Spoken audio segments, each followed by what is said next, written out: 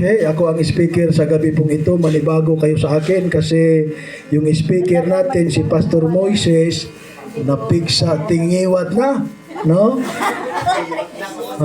Din ako, well, hindi, meron yung nagsabi kagabi, mayat ka, Pastor, napigsa, tingiwat mo. And then, yung sound system niya, mga kapatid, talagang malakas, no? Kapag ako ay magsasalita kami, hindi masyado malakas ang aking boses. Kaya ang iba sa inyo, kasla maturturog, kasjay, no? Kaya marami akong mga kwento na ginagawa. Kasi kapag hindi ako magkwento, serious ang aking mga sinasabi, ang iba sa inyo, kasla agaw hininga, no? At suyaab, kasjay kakabsat, no? Kung gusto nyong pakinggan ang malakas na busis, lapit kayo dito banda. No?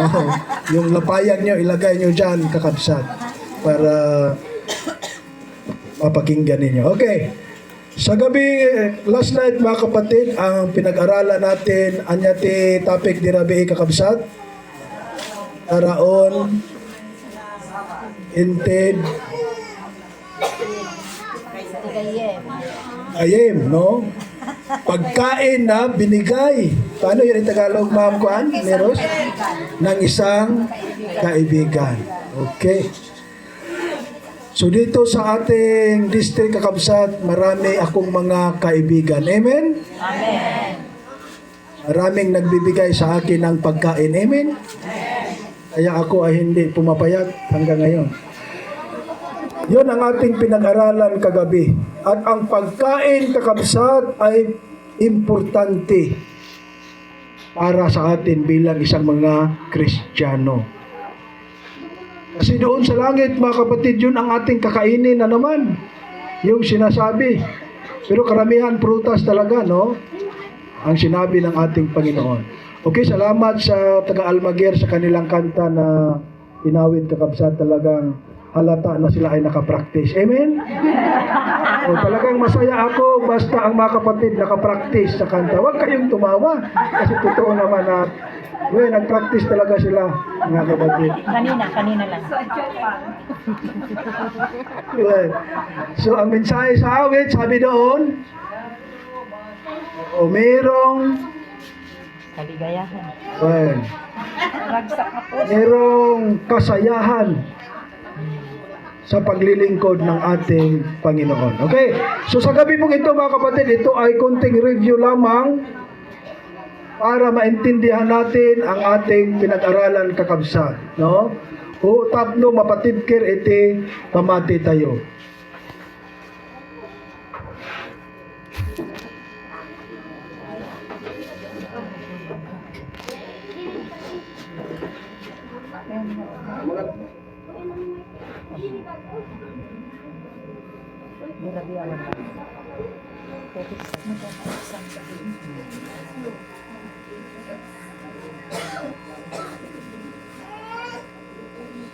Okay.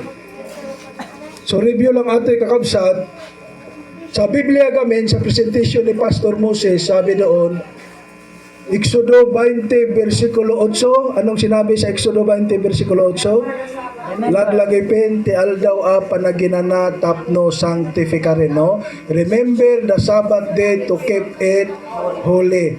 Tapos mga kapatid, ang iba nagtanong kung ano ba yung Sabbath, ano ba yung ikapitong araw kakabsat. So kung tingnan natin dyan sa kalendaryo ng dyan, ano ba ang ikapito dyan? Sabado. Pero sa Biblia, karamihan ang mabasa natin, Sabat, aldaw a panaginana. Sa gabi pong ito mga kapatid, meron yung tinatawag na The Living Bible Translation. Kung meron ba talagang mabasa na Saturday, no?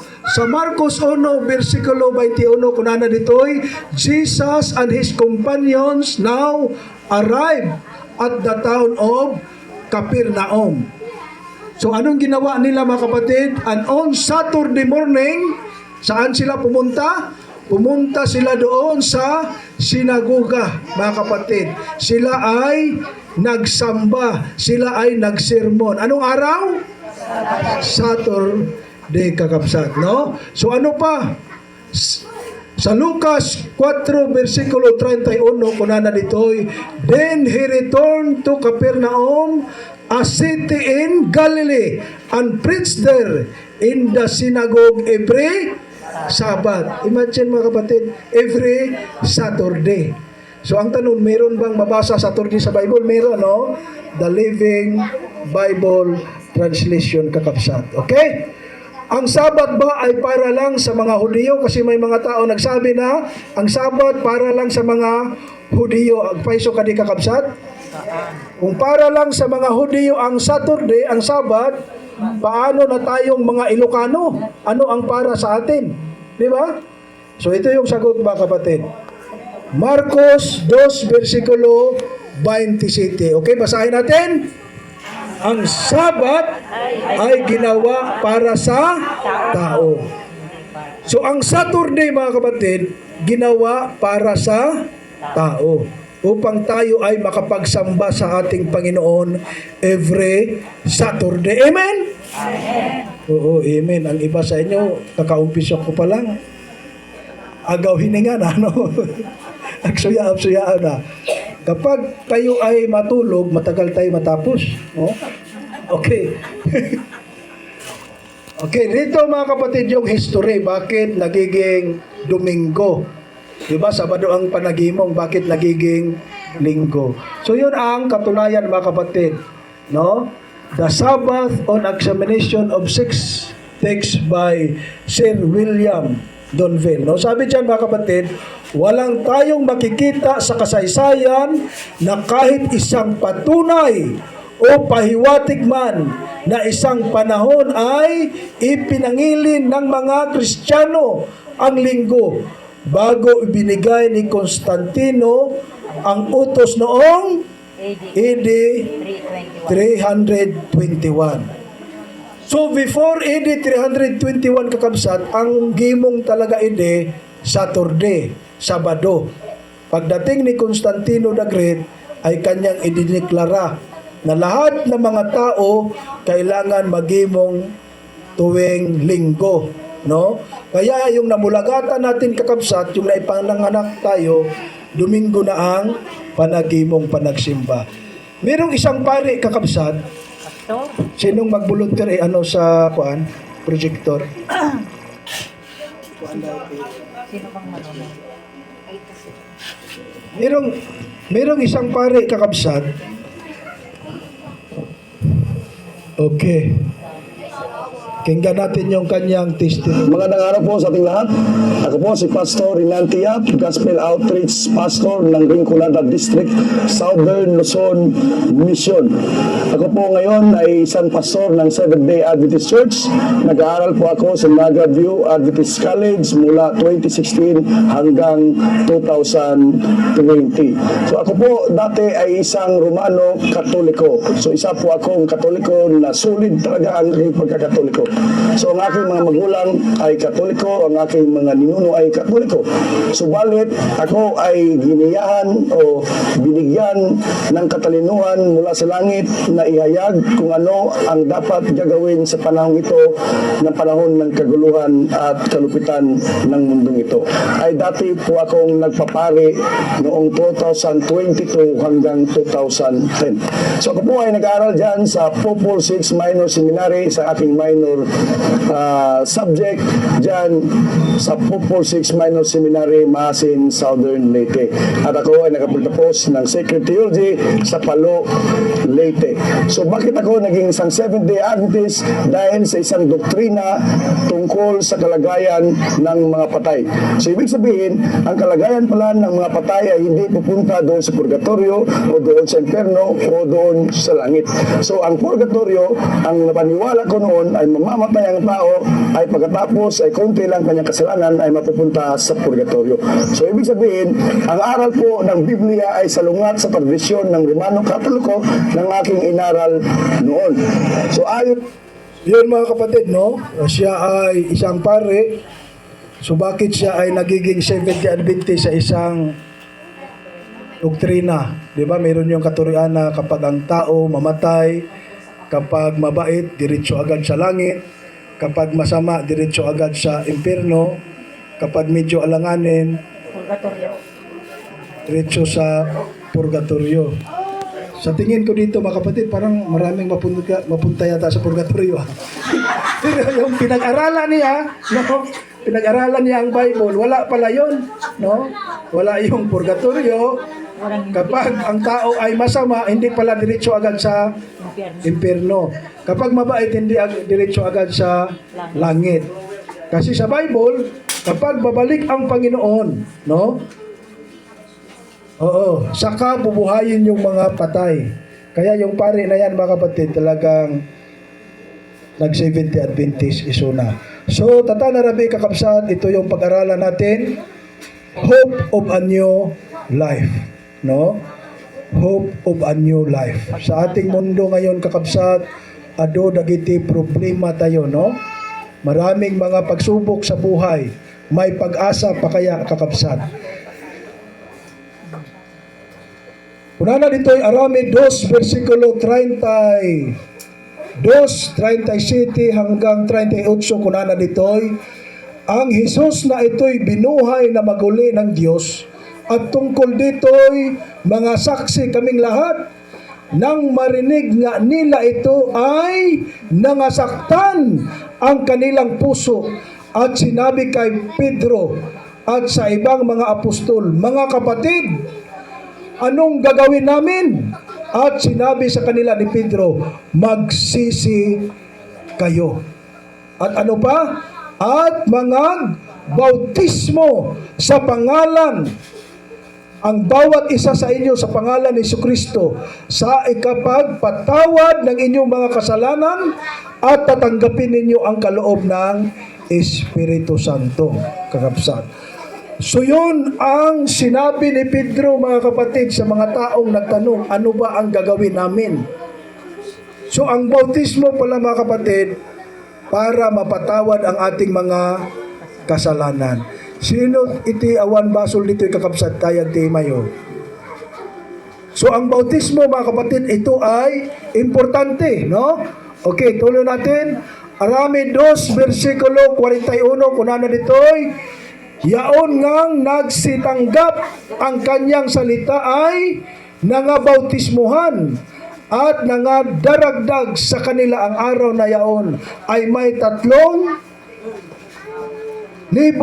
kaluluwa. Imagine, mga kapatid, sa time nila Pablo, sa time nila Pedro, kakabsat, sa kanilang preaching, hindi talagang 1,000, no? Ang mga taong tumanggap sa ating Panginoon. Imagine dyan, ilang libo, kakabsat?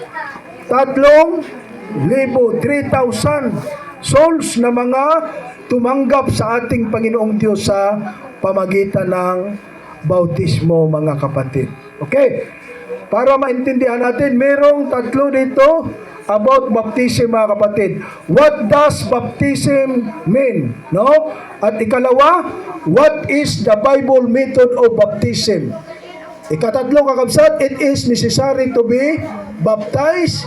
Kailangan ba talagang tayo ay magpabautismo, mga kapatid? Yun ang ating pag-aralan. Una, what does baptism mean? No? Anong ibig sabihin ng bautismo? Marami kasing practice ng bautismo, kakabsat. Sa Facebook, marami akong nakikita. Meron yung nagbautismo na ang gamit niya yung fire truck. Ganon ang grabing daming na bautismo. Meron din nakita ko yung sprayer. Ganon. Sprayer ba sa pananim? Grabe talaga ang dami. Tingnan nyo sa Facebook, marami kayong nakikita. Then, meron yung bautismo na buhusan ang ulo, lagyan ng langis, wisik-wisik. Meron din yung ilubog sa tubig, kakabsat. So, kasjay, no? So, yun ang pag-aralan natin sa gabi pong ito. Tapno saan tayo matikaw, mga kapatid. Okay? Roma 6:3-4, kunana ditoy, o hindi baga ninyo nalalaman na tayong lahat na mga nabautismuhan kay Kristo Jesus ay nangabautismuhan sa kanyang kamatayan. Kapag tayo ay magpabautismo pala, mga kapatid, sa totoong bautismo, tayo ay nabautismuhan sa kamatayan ng ating Panginoong Hesus. Roma 6, versikulo 3 at 4, kunana ditoy, tayo ay nangalibing nakalakip niya sa pamagitan ng bautismo sa kamatayan, na kung paanong si Kristo ay nabuhay na maguli sa mga patay sa pamagitan ng kalulahatian ng Ama, ay gayon din naman tayo'y makalakad sa panibagong buhay. Yung namatay si Apo Jesucristo, mga kapatid, siya ay inilibing. Di ba? After siya nailibing, ilang araw bago siya nabuhay? 3 days. Hindi ibig sabihin kapag i-bautismohan tayo, ilibing sa tubig, 3 days tayo bago ihahon. Talagang matuluyan tayong mamatay talaga, no? So, simple lang, no? Yung namatay si Apo Hesus, nilibing siya. Pagdating sa ika-3 araw na buhay. Kapag tayo ay magpabautismo, ilibing tayo sa tubig. No? Ibig sabihin, nailibing tayo kasama kay Kristo. Tayo ay namatay, ibig sabihin, yung dati nating buhay, mga kapatid, na nalaing tayo ag chismes, nalaing tayo ag marmarites, kasjay, nalaing tayo makigura, mawala na yon, no? Kasi namatay na tayo. Ang dating buhay ay wala na. So kapag tayo ay iahon sa tubig, tayo ay nabuhay kasama kay Kristo. Amen? Amen. Yun ang ibig sabihin, mga kapatid. Tuloy natin. So, ito yun. Ibig sabihin, bautismo, mga kapatid. Public demonstration. Death, burial, resurrection. No? Tayo ay namatay, tayo ay nailibing, kapag iahon tayo sa tubig, tayo ay nabuhay kasama kay Kristo. Praise the Lord, mga kapatid. Amen. Yun ang tinatawag na born again. Hindi yung tinatawag na together again. Kung ano yung buhay dati, jailata, no? Yun pa rin, walang pagbabago, haan kakabsat. Ang Panginoong Diyos ay hindi siya masaya kapag tayo ay manatili sa dating buhay. Pangalawa, mga kapatid, what is the Bible method of baptism? So ano ba ang estilo, method sa bautismo, no? Matthew 3, versikulo 16, kunana ditoy, at nang nangabautismohan si Jesus, pagdakay umahon sa tubig. Adanong basit? Maraming tubig, maliit. Marami kasi umahon si Jesus. So kung isang baso na tubig lang yon, hindi makaahon si Jesus. Kung sprinkling lang, wisik-wisik, hindi makaahon. Kung pipe track ang gagamitin sa bautismo, mas lalong hindi makaahon, mga kapatid. Pero si Jesus talagang maraming tubig ang ginamit. At sabi dito, at narito nangabuksan sa kanya ang mga langit at nakita niya ang Espiritu ng Diyos na bumabang tulad ng isang kalapati na lumapag sa kanya.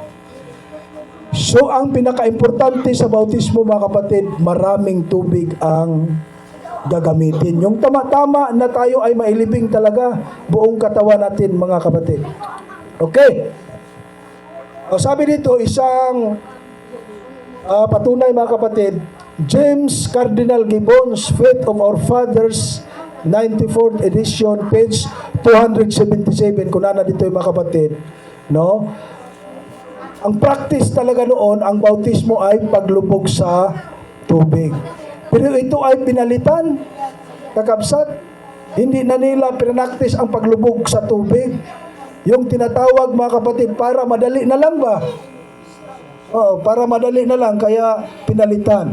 Pero sa Bible, mga kapatid, talagang hindi pinalitan, mga kakabsat. Okay? Hindi na natin yan basahin. Pangatlo, is it necessary to be baptized? Kailangan ba talaga, mga kapatid, na tayo ay magpabautismo? Juan 3, versikulo 5, kunana ditoy, sumagot si Jesus, katotohanang sinabi ko sa inyo. Tingnan natin, kakabsat, ha? Maliban na ang tao'y ipinanganak sa tubig at espiritu, hindi siya makapasok sa kaharian ng Diyos. So paano daw makapasok mga kapatid ang tao sa kaharian ng Diyos? Maipanganak sa tubig at espiritu. So yun na yung tinatawag mga kapatid na baptism, kakabsat. Actually, itong mga bata natin, kahit maingay sila, mas madaling makaintindi ang bata. No? Mas lalo ng mga matatanda, madaling makaintindi. Okay, tuloy natin. Tapno makasirit tayo ijay langit kakabsat. Kailangan ito, no? Maipanganak sa tubig at sa espiritu. Marcos 16, versikulo 16, basahin natin kakabsat. Ang sumampalataya at mabautismuhan ay maliligtas. Datapwat ang hindi sumampalataya ay parurusahan. So, ang anong bautismo mga kapatid? Paglubog sa tubig. Karamihan sa atin, ang iba sa inyo ay nabautismuhan na rin sa ibang mga religion, di ba? Kagaya sa amin, nabautismuhan na rin kami sa ibang religion. Pero yung napag-aralan namin mga kapatid, ang turo sa banal na kasulatan na ang pagsambagayam ay ikapitong araw, so talagang tinanggap namin ang Panginoong Diyos mga kapatid sa pamagitan ng bautismo. Kasi ibang turo. Then sa aming religion noon, ang turo namin noon, pwede lahat, no? Pwede lahat ipasok sa katawan. Pero sabi sa Biblia, hindi lahat, no? Meron lamang pinipili na pagkain para po sa ating kalusugan, para po masaya ang Panginoon. So kaya iniwan namin mga kapatid. So, atoy, no? Una, kailangan tayong mabautismuhan, merong tinatawag na teaching. Kailangan tayo turuan. So ang mga ubing, yung mga baby, hindi sila pwede bautismuhan kasi hindi man sila pwede maturuan, no? Yung mga bagong panganak. Ano pa kakabsat? Mateo 28 versikulo 20 kunana dito, na ituro ninyo sa kanila na kanilang ganapin ang lahat ng mga bagay na iniutos ko sa inyo. Kaya nag-aral tayo mga kapatid salita ng ating Panginoon para kung tayo ay mabautismuhan man, at least alam natin, no? Kaya ang mga bata, yung mga babies, hindi sila pwede bautismuhan kasi hindi sila pwede maturuan, no? At ang ikalawa mga kapatid, total belief in Jesus. Maniniwala sa ating Panginoong Hesus. So ang mga bata, mga ubing na maliliit, hindi sila alam paano maniniwala. Kunana dito ay Aramid 8 versikulo 37, at sinabi ni Filipe, kung mananampalataya ka ng buong puso ay mangyari. Sumagot siya at sinabi, sumampalataya ako na si Kristo ang anak ng Diyos. No? Alam niyo mga kapatid, yung isang eunuko, no? Talagang nagsakay lang yon sa, anong sinakyan yon? Sa karwahe. Pagkatapos, hinabol ni Filipe, kakabsat. Tapos, tinanong niya kung sumampalataya ka ba sa ating Panginoong Hesus. Sabi ng isang eunuko, ako ay sumampalataya. So pagdating nila doon sa tubig mga kapatid, sinabi ni Filipe, ano ang hinintay mo? Ikaw ay magpabautismo para maugasan ang iyong mga kasalanan. Kasi tayo magkakabsat, no? Kagaya ni Apo Isu Kristo. Siya ay nagpabautismo kahit wala siyang kasalanan. Kaya yung siya ay lumapit kay Juan, sabi niya, bautismuhan mo ako, Juan. Sabi ni Juan, ako sana ang iyong bautismuhan, pero bakit ikaw ang lumapit sa akin? Sabi ni Apo Isus, payagan mo ako na mabautismuhan para matupad ang buong katuwiran. Kaya't nasawin kakabsat, upang maging example si Apo Isu Kristo, nagpabautismo siya na walang kasalanan, how much more tayo mga kapatid na marami ang ating mga kasalanan. Ikatatlo, yung tinatawag na repentance and forgiveness. Repentance and forgiveness, pagsisisi. So kapag tayo ay magpabautismo mga kapatid, kailangan yung tinatawag na pagsisisi. Pagsisihan natin yung mga nagawa nating mga kasalanan dati. Kasi tayo ay magbagong buhay na kasama kay Kristo. Yung mga ubing, mga bibis, sinabi ko kanina, hindi sila marunong paano magsisi. Sino ba dapat ang magsisi? Tayong may alam, tayong medyo may edad na kakabsat, no? Pero ngayon, may mga bata ngayon, iba naman yung maliliit at yung mga ganito, no? Oh, may mga bata na marunong na rin magsisi, pero yung mga maliliit hindi pa. So Aramid 3 versikulo 19, kaya magsisi kayo at magbalik loob, di ba? Kung tayo noon ay nabautismuhan na, pero tayo ay napawala, no? Napalayo sa ating Panginoon. Meron pa tayong chance, kakabsat, na magbago. Meron pa tayong chance na babalik sa ating Panginoon. Amen? Hindi pa huli ang lahat. Kaya sabi nito, kaya magsisi kayo at magbalik loob. Diba? Upang mapawi ang inyong makasalanan, mapatawad ang ating mga kasalanan. Medyo napudot gayam kakabsat, no? Sukas jay. Bakit kailangan tayong magpabautismo? Upang mapatawad ang ating mga kasalanan. Noon kasi mga kapatid, yung tinanggap natin ang ating Panginoong Diyos sa pamagitan ng bautismo, tapos dumating ang time na tayo ay napalayo sa ating Panginoon. Yung tinatawag, nag-divorce ba? Iniwalayan natin ang ating Panginoon. Gusto ng ating Panginoong Diyos, mga kapatid, na tayo ay babalik sa Kanya. Tanggapin natin siya muli sa pamagitan ng bautismo. Okay? The same question and invitation, mga kapatid. Aramid 22 verse 16 kung nana dito'y, at ngayon, ano pang hinihintay mo? Umindig ka. Ito yung sinabi ni Felipe, mga kapatid, sa isang eunuko, no? Yung nakasakay sa karwahe. Ngayon, ano pang hinihintay mo? Umindig ka at magpabautismo at hugasan ang iyong mga kasalanan. At tumawag sa kanyang pangalan. Mga kapatid, yung isang eunuko, kahit first time sila nag-meet kay Felipe, hindi siya nag-alinlangan. Hindi niya sinabi na, Felipe, bigyan mo muna ako ng chance. Aralan mo muna ako ng isang buwan o isang linggo. Hindi na, mga kapatid. Siya agad ay nagpabautismo. Pumunta sila doon sa tubig para po mapatawad ang kanyang mga kasalanan. So ang Panginoong Diyos, mga kapatid, nag-invite bawat isa sa atin. Nag-abot ng kanyang kamay. Ang sinumang tumanggap sa kanya, mga kapatid, ay tawagin niyang kanyang anak. Sino kada kayo dito, mga kapatid, na gustong tawagin na anak ng ating Panginoon? Itaas ang kamay. Praise God, kakabsat. Yung hindi tumaas, kayo ay nakita ni Satanas. Paiso. At ang tumaas ay nakita ng ating Panginoon. Meron ako nakita yung bangka sa huli, hindi talaga tumaas. Mamaya, guguyo, hihilain yan.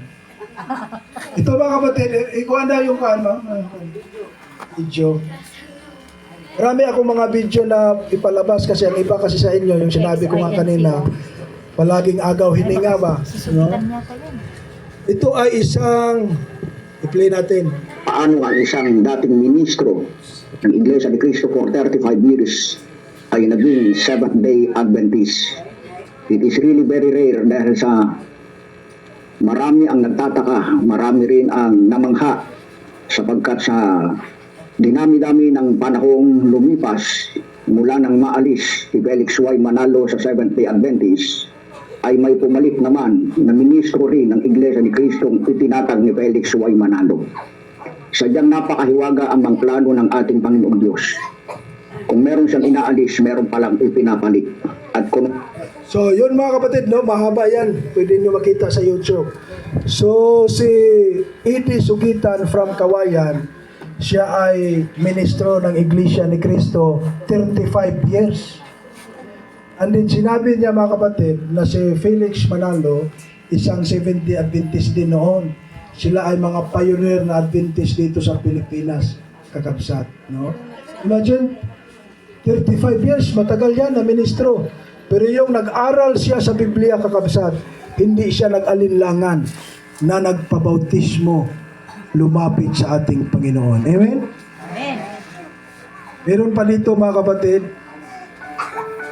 ito ay conversion story. Hi, I'm Cesar Montano. I'm a film actor, I'm a director, and I love following my will before, and I thought everything that I did was like from my own strength and power.